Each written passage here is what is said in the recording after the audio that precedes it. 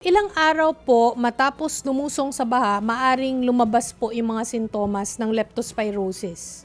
Ay, okay. Usually 1 to 2 weeks ang lepto, no? Kaya yan, actually, inaabangan na natin pag nagkaroon ng matinding pag-ulan at pagbaha. Aanhin na natin ang mga ospital na mag-ready, tataas ang kaso ng leptospirosis na naman. 1 to 2 weeks. Ngayon, ano yung 1 week? Mas mabilis yun. Depende yun sa dami ng bakterya na pumasok sa inyo or nainom ninyo kasi pwede sa mucous membranes din ito, no? Nose, eyes, any mucous membrane.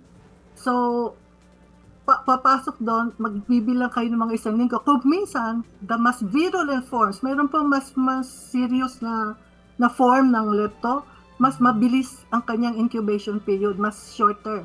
So, pero ang usual po, 1 to 2 weeks. Oo. At ano po ang yung mga sintomas? Alam ko nag-mention po kayo ng sintomas kanina, pero ano yung mga sintomas na talagang dapat alarming na, dapat pumunta na talaga ng ospital?